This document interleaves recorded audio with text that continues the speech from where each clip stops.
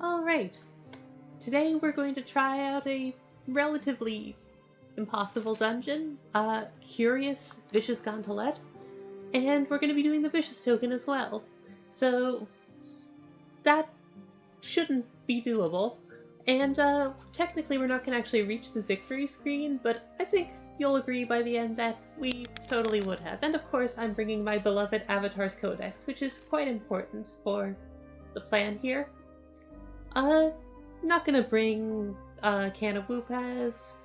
That's not really necessary. Trusty little health potion's much better. I have to scum a bunch of times because I need a specific first floor, and luckily here I finally got it. It took me about 30 attempts, even though there should be a 1 in 9 chance of getting the Rattling Priests on the first floor. So, first order of business, I want to convert to... well, not convert, but I want to worship Jehorajaheyu. He's over in the middle of the right there. I see that wall of monsters. I was hoping that either the glyph would let me cast them, or one of the monsters would be level 1. No such luck. I'm gonna have to walk the long way around. I'm gonna have to blow a ton of darkness in the process. So, not super enthusiastic about that, but all the same.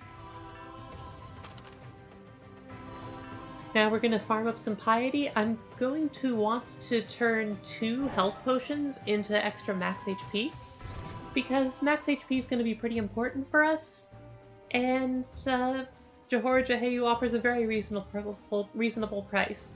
And as a halfling, we've got plenty of health potions to spare.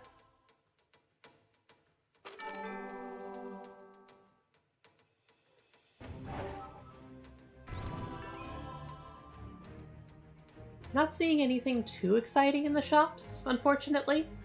I would love to see a plate mail, I would love to see a bloody sigil, I would love to see a mage armor, but we can get by without any of those.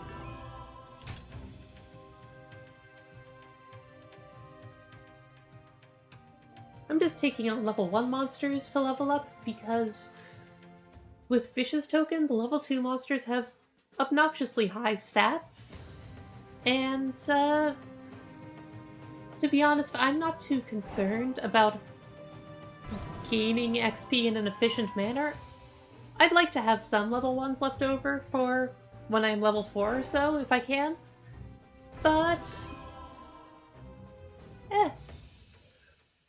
beyond that, I don't really need to worry about maximizing every point of XP. We're gonna be fine on that front.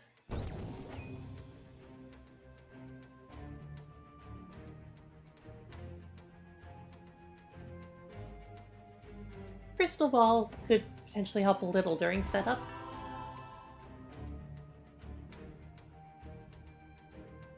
I'm gonna put that level 2 Meat Man over there. That Meat Man and Goblin sitting next to each other are in a space that is...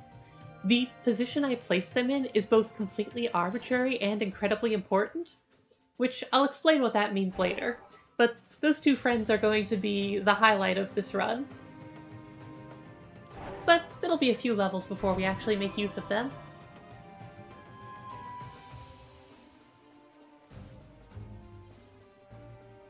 I'm nearly at 45 piety, so I'm going to wait this goo blob for the finishing blow, and hopefully that'll give me the piety I need. No such luck, so I'm gonna have to pick up a few piety sparkles to get the potion and level up, or get the potion to health conversion thingamajig.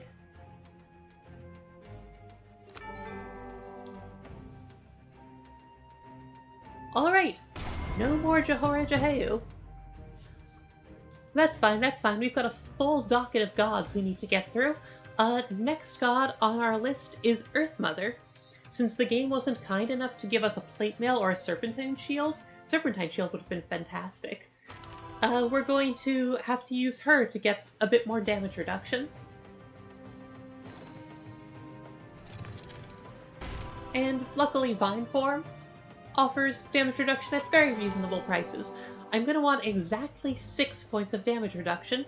This took me a lot of attempts. One of my previous failed attempts was due to I accidentally bought 7 stacks of Vine Form instead. Well, 5 Vine Forms, so 7 damage reduction. And that's no good. Can't be 7. Has to be 6. I also fireballed that Rattling Priest there.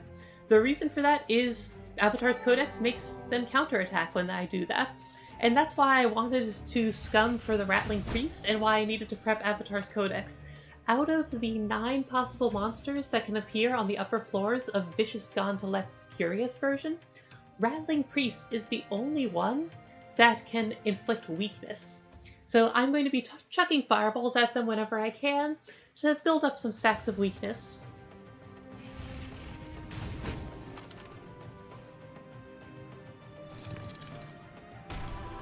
My mana refills faster than my health does, so whenever I have mana but not enough health for a fireball, I'm going to be turning someone to stone to get piety, so that I can make my Earth Mother happy. That's the 6 stacks of damage reduction that I need for Vine Forms and the starting shield. So, that's all I need from Earth Mother. Now I just need to level up to get rid of her, because she has outlived her usefulness.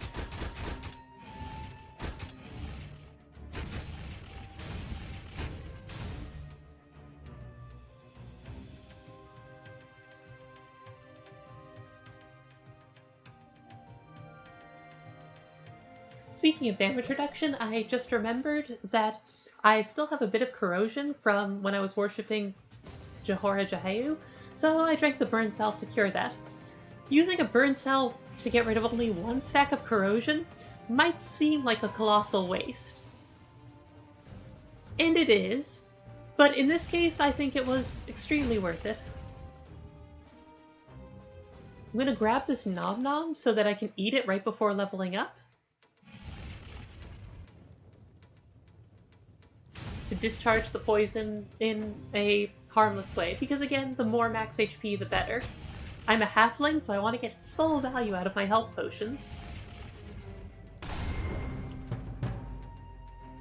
Alright, so that's Johora for a massive health bar, Earth Mother to get exactly enough damage reduction, and now we're going to worship Mystera Anur because we really want her Flames boon.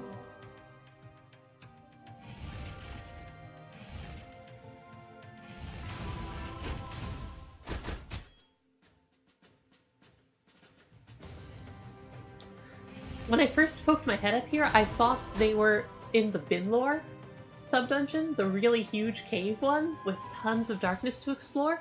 So I was really happy because I was like, sweet, that's perfect, that'll make the setup a lot easier.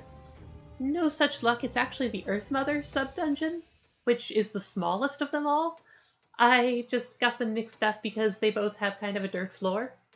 It's not the same tile set, but without seeing any of the walls, it was similar enough at first glance to trick me. So now I'm getting a bit worried about darkness. I used a ton of darkness just walking to Johora Jahayu to start worshipping him at level 1.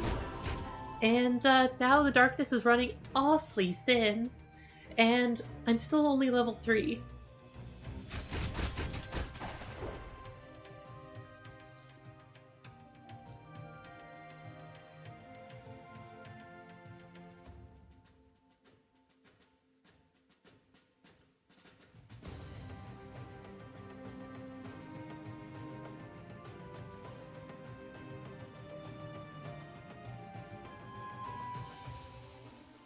I think I can safely take out some level 1s. There's still a lot of Piety Sparkles left, so I don't need them too much next level, and if worst comes to worst, there's some level 2s I can pick off.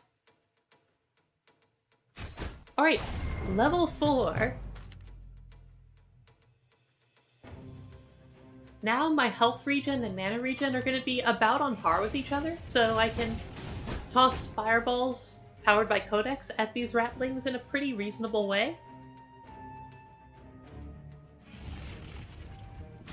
Now, embarrassingly, I'm making some pretty big misplays this run.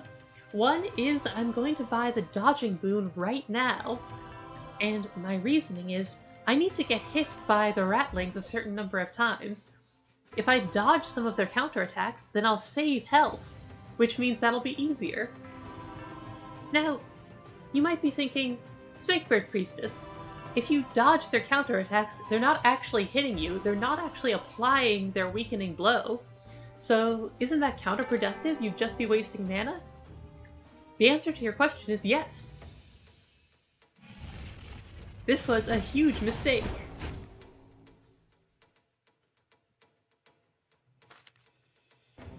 I should not have bought dodging until later. So while I'm desperately scrounging for black space, you might have guessed right now at least part of what I'm going for.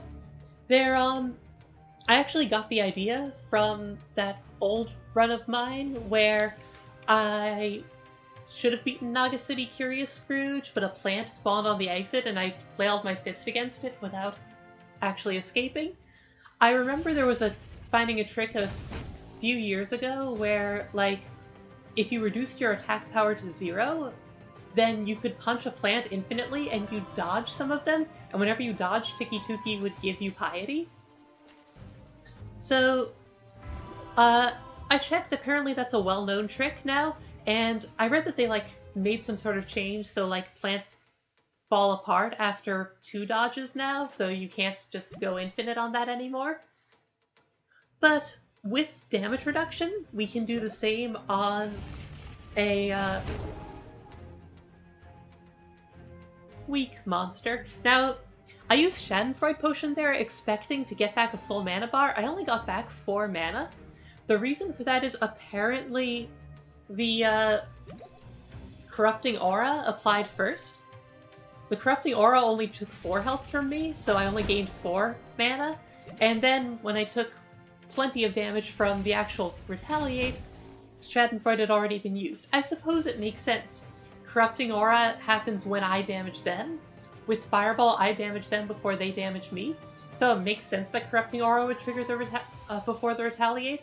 It's just not what I was expecting, so I wasted a bunch of mana there, and now I'm starting to sweat a little, because I really want to get down to 0 attack power, and I'm running out of resources with which to do that. To get down to 0 attack power, you need both only 1 base attack from getting weakened, and you need to have a negative damage bonus. So that's why I went through Mystera to get Flames, because they can give me a negative damage bonus. In one of my previous attempts, I accidentally picked up all 5 of the attack boosters and got up to a 0% damage bonus instead of negative, so that was a very embarrassing way to fail the setup.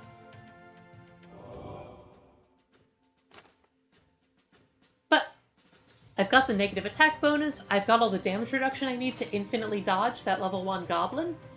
Now all I need to do is reduce my attack power enough. Punching this zombie with the Schadenfreude from the shop will give me a full heal. I am not trusting my Schadenfreude to those Corrupting Auras again. I learned my lesson after the first time.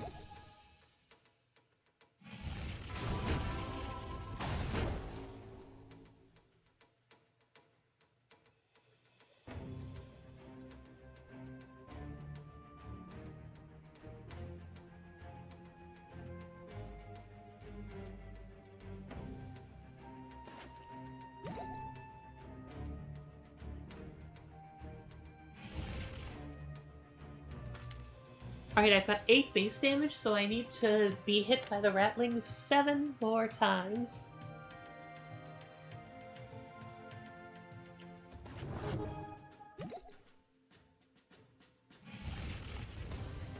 And of course I dodge and don't get weakened by that counterattack. An excellent example of why taking the dodging boon was a terrible mistake. There aren't really any mana resources left. I suppose I could get a blue bead and try punching someone to death.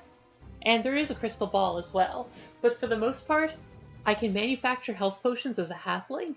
I'm going to be relying on a lot of physical attacks here. But I do want to point out I wouldn't have gotten this far if it hadn't been for Avatar's Codex. Avatar's Codex deserves full credit for enabling these shenanigans. Best item in the game.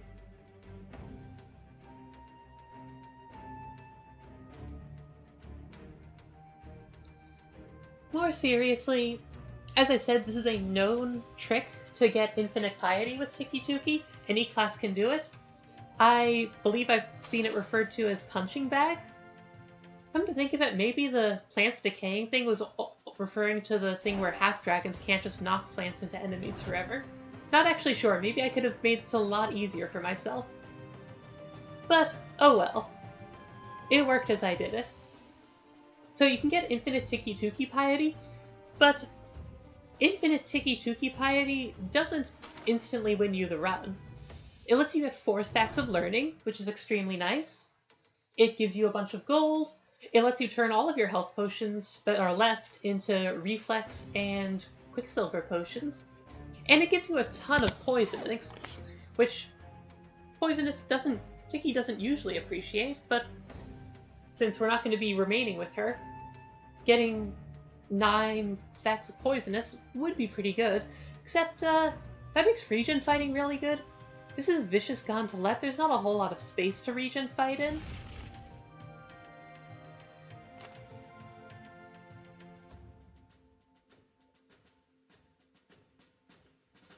So that in and of itself wouldn't be a win condition for us, and that's fine. I wouldn't want to claim a win with, like, someone else's infinite that is already a known thing. I took Conjunction there just to get a bit more gold, so that I can buy more items to convert for more health potions. So just to give you an idea of how desperate I am, that maximum of 50 piety from now on is going to be incredibly inconvenient for me. For one thing, once I go infinite, I can't get all 4 learning stacks, only 2. So that should give you an idea of just how desperate I am by now. Dodging kicks in again, I am denied another weakening stack, but I only need to be hit 3 more times. I'm getting close.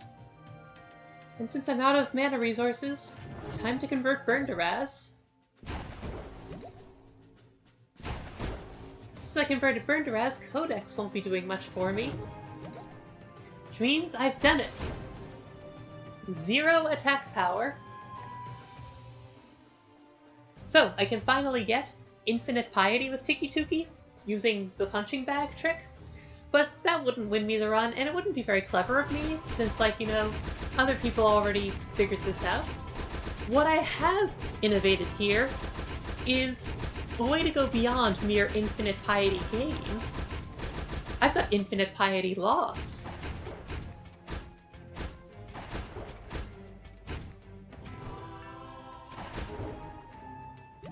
Every time I punch the goblin, I gain 3 piety, yes, but every time I punch the meat man, I lose 3 piety. Because I built up to exactly 6 layers of damage reduction, the meat man only deals 1 damage to me with each hit. So, I can get as much piety as I want.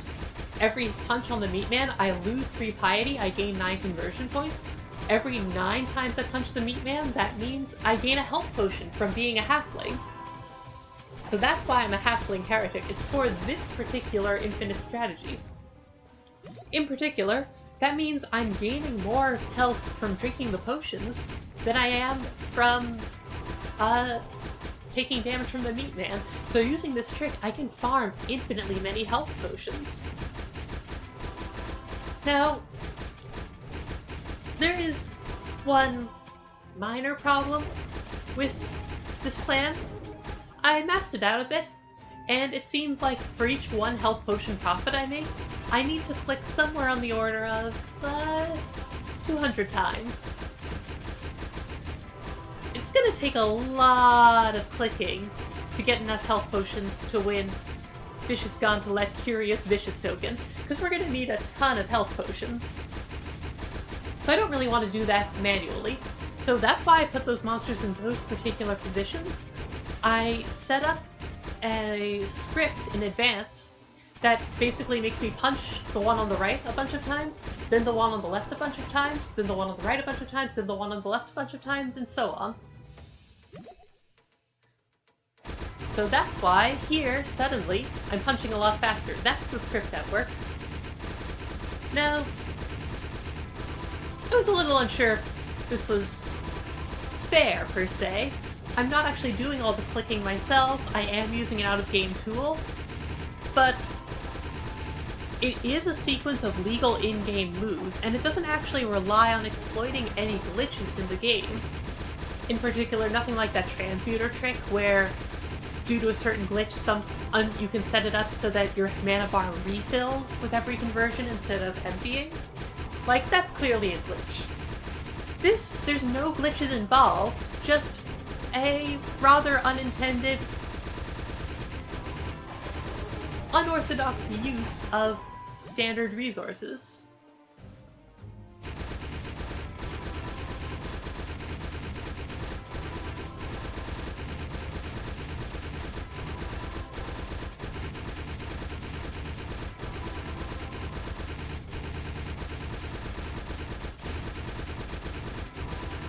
Also, we've hobbled ourselves quite a lot getting to here. Took minus 50% bonus damage from Mystera, who, let me remind you, we can't even use because we converted our burn to Raz. The maximum of 50 piety makes this very inconvenient to do. Means that I have to switch who I'm punching a lot more often, and the script doesn't know that because I made the script in advance. So, because of that, I don't just need enough health potions to win this impossible dungeon. I need enough to do something more. So I've gone and updated my script a little. I've changed the number of punches that each cycle involves, so that it will play a bit nicer with the 50 piety limit. The punches are slower, only 6 per second or so, which is humanly possible. I can do 6 clicks per second. Just, you know, I couldn't do it for long enough because, oh god, my hand hurts.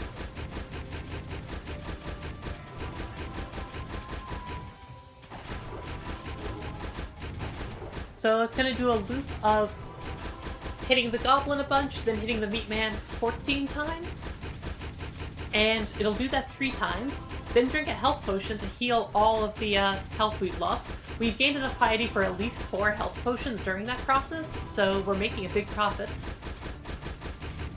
And then, once we've done that, the script's also going to head over to Tiki's altar and automatically turn one of our health potions into Reflex and Quicksilver for us. Which is nice, because didn't want to do all that by hand, and we're going to want some Reflex and Quicksilver to get through the rest of Vicious Gaan-Telet, not just health. Because if it was just health, then we have to start worrying about, like, enemies with Frostbite potentially being an issue, for example. But Frostbite's not a problem if they can't ever hit us. So here I'm getting up a bit of piety to head over to Tiki-Tuki. And once I've reached the threshold, I can head over to Tiki-Tuki, automatically convert one of the health potions into 2 other potions, and then the script will automatically pick those potions up off the ground. Well, kind of. It double-clicks on 2 of the squares next to Tiki's altar. Happens to not be the squares where the potions landed this time, but that's okay. Tiki won't place more potions in spaces that already have potions, so sooner or later, all of those spaces around Tiki's altar will be filled by potions, except for the 2 that I'm double-clicking on each cycle. So we'll leave 5 potions on the ground and automatically pick up the rest. I suppose I could have had the script just not bother picking them up at all and just pick them up manually later, but I didn't really want to deal with the issue of what happens if Tiki tries to drop a potion and there are no empty spaces on the ground. That seemed like the sort of thing that could potentially crash the game. This is not my first time setting up the infinite loop. This is actually my second time doing the full loop, including the Tiki's altar part of it. But my first time, I let it run overnight. I figured I'll wake up in the morning, I'll get tons and tons of mana health and Quicksilver and Reflex potions when I wake up, and that'll be enough to just steamroller the rest of the dungeon. And that didn't work. When I woke up in the morning, the game had crashed. So That's another reason that I'm clicking more slowly. Part of it is I don't want to like miss any inputs. Part of it is I want to be at least progressing at a rate that a human with more endurance and less repetitive strain injury proneness than I could have done. But another big part of it is I figured if I'm only clicking a reasonable number of times per second, that should make it a lot easier for the game to not just crash. Managed to pick up the reflex potion there. So this time around I thought it would be safe. I went off to get some work done for a couple hours. When I came back, the game had crashed. So it's unfortunate.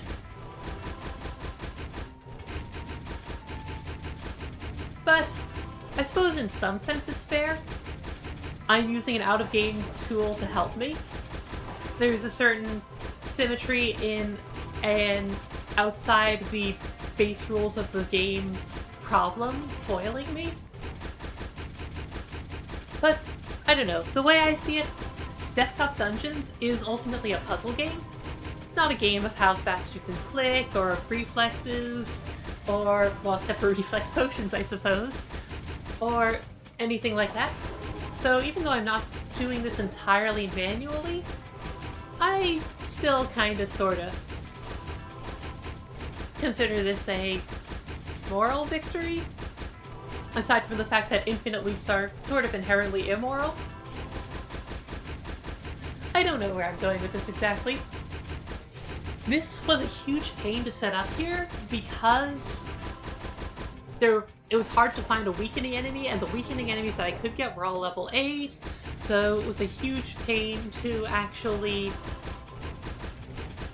get weakened enough. In other dungeons, this could be done a lot easier. Like in Naga City, you could find a level 2 Naga and just be like, hey, I'm gonna punch you a million times until I'm weakened down to 1. Needing to survive counterattacks from a level 8 monster with the Vicious token, when I couldn't level up too much because I didn't want my base damage increasing too much, made the setup a lot harder here than it could have been in other dungeons. I haven't yet finished Heretic Silver, so I haven't gotten to Heretic Gold. I wouldn't be surprised if this trick worked there. I've decided to refrain from using it there. First of all, because of the whole game crashing, it doesn't actually work thing. But second of all, it seems like everyone who plays Heretic Gold considers it like the funnest dungeon, and I don't want to spoil the experience by hitting it with this sort of sledgehammer strategy that would work equally well on any dungeon. Whereas here, Curious Vicious Gaan-Telet with Vicious token is kind of sort of impossible. Not in a the boss is literally invincible sort of way, but in a it's so hard nobody has humanly managed to do it, or probably ever will sort of way. So when dealing with an impossible challenge, it feels much more fair to break out the big guns. And especially, I feel like the one time you work out a new infinite loop, you get one fair use of it. After the first use, you're just spinning your wheels. You've already shown you know the infinite loop. Who cares if you can do it in more dungeons? But the one time you do it for the first time, I think you've earned your free whatever it is you were trying to accomplish there. Or maybe not. I'm sure if you were expecting a reasonable win of Vicious Gaan-Telet, then you're going to be a bit disappointed with this video that exploits an infinite loop and still never gets past level 4 or the first floor of the tower. But I don't know. Again, I debated a lot whether it was even worth making and recording this because I was like, is this cheating? But I think it's pretty cool, so I went with it.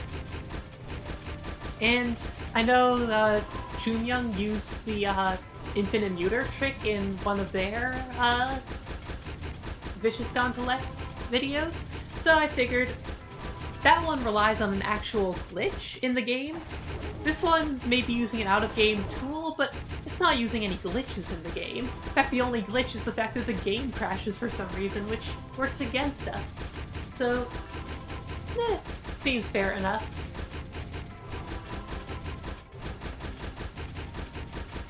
I suspect this could be done with Gnome as well, provided you find Helpmet. But when you need both the right first floor and you need Helpmet, it's a lot more scumming involved. And it would be a lot harder to get the resources needed to make it infinite. It would run a lot slower, you wouldn't be able to get Reflex and Quicksilver potions. So I'd say I was definitely doing the right thing by going Halfling instead.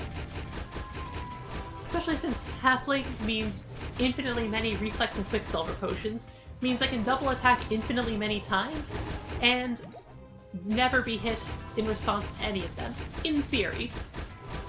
And considering this is basically a puzzle, in theory is good enough for me. I've solved the puzzle.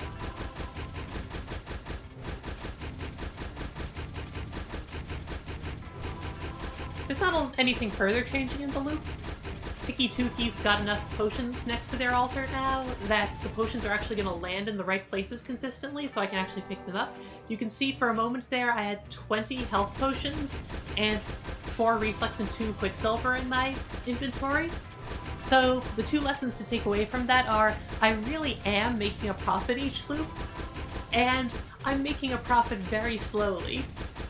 So that's why I really wanted to automate this, and why it had to run long enough for the game to do something wrong and crash.